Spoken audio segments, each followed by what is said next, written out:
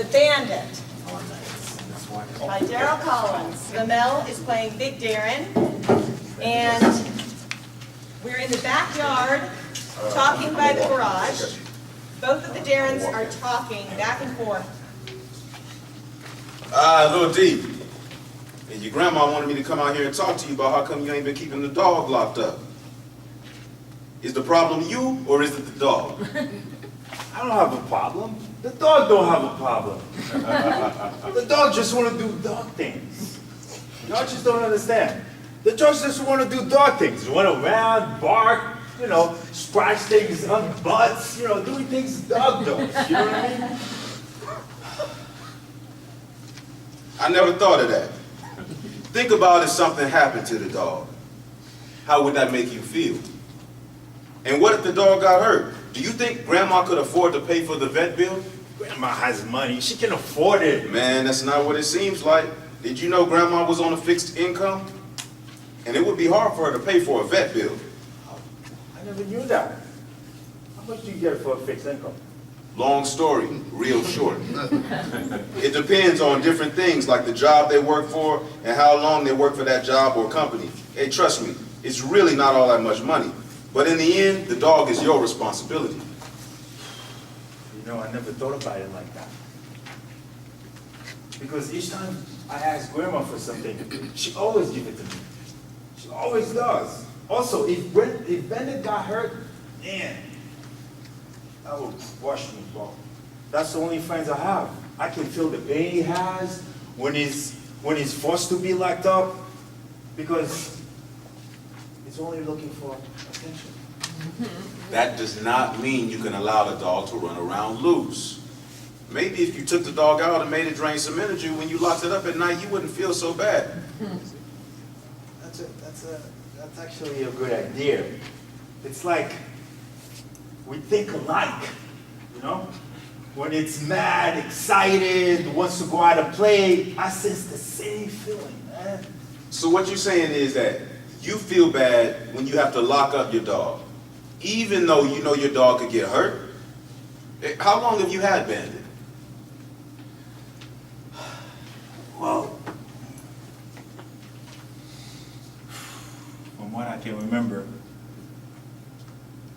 Bandit showed up one day when I was real sad. That's when he told me that they couldn't find my mother. And the dog helped me take away some of the pain. And it made me feel better. What do you mean they couldn't find your mother? One day, Grandma told me that my mother's boyfriend hung out with some bad people, owed them a lot of money.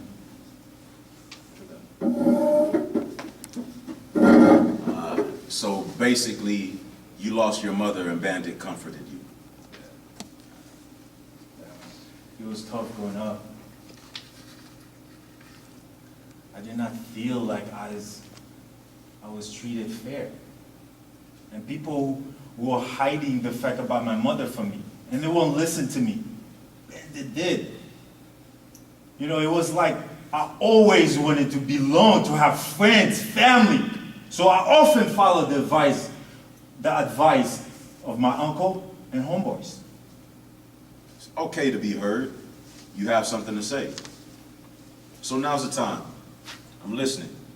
Interestingly enough, you were able to recognize that at such a young age. Tell me more. What made you want to be heard? What stopped you?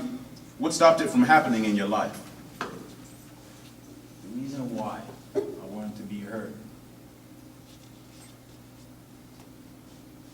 was I did not know what exactly happened to my mother.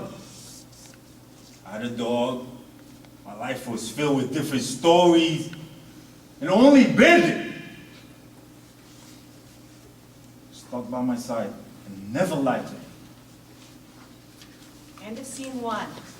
Scene 2, the local arcade next to the liquor store. Bandit is sitting at the door of the arcade, and little D is inside playing Pac-Man. Big D walks by and pats Bandit on the head. approaches Little D. Hey, Little D. Big homie, where you been? It's been a while. I haven't seen you in a long time, man. It seems like you always showed up when you need it. I want to talk to you about Bandit. A few other things. I've seen Bandit outside. It looks like he's been to obedience school or something. All right. He's well trained now and on point like ice pick. My OG uncle and homeboys helped me to train him. When the block is hot, he let us know. When the block is hot? So you running around with the fellas on the block, huh? Bandit. Yeah. Bandit helps me to patrol and informs us when he's, it's coming. Bandit, get it tight. He can sit, heal, stays, play dead, shake hands, He's a good memory when people come around and that he doesn't know. Although I haven't been around in a while, sounds like you've become happy with your life now. I hope that you have not turned your life over to negativity also. What do you mean, old man? We help the homies out and they look out for us and we watch over them. You heard, they'll always say, man sharpen men like steel sharpen steel. So I'm all good. So is that. Since you're spending more time with Bandit, it appears as though it has been helping you remain out of trouble so far. However, do you have any plans for the future? What about getting a higher education? Of course not. Are you crazy? I can't wait to graduate. School is for nerds. That's trust and believe me. Bandit got this. We will take over the world. So leaving the hood is no problem. All right, Mr. Smart Guy. Hey, what plans do you have for both of you? Do you know that a higher education will help you get a higher paying job?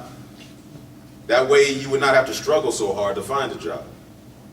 Look, how could you stand here and giving me advice about something you don't even know? Something you haven't even done. Plus you're still in the hood. What makes you better than me? Look, when I was your age, I did not have anyone to sit me down and lace me up. I had to learn about life the hard way through trials and tribulation.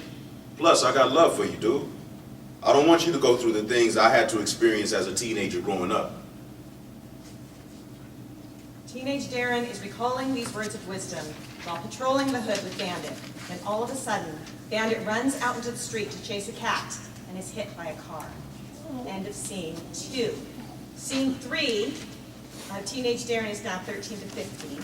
He's at the veterinarian hospital, pacing back and forth, worrying about Bandit. He's looking through the window and remembering the words of wisdom he'd heard from Big Darren about changing his life so that he and Bandit could have a better life. You see the same feelings you have for Bandit? Now think about the feelings that Grandma has over you. That's the one reason I've always encouraged you to do better and make a future for yourself. I just couldn't let go of that street life. Whatever I wanted, I did. I willed it to happen. It on my back. It seems like everyone else had their own agendas. I just rely on Bandit. So now that Bandit is in the hospital and you may lose your best friend, then what will you do? Well, yeah, I'm hoping, wishing, praying, willing that Bandit makes it. So let's say that Bandit does make it. What would you do with your life and Bandit to not let this happen again?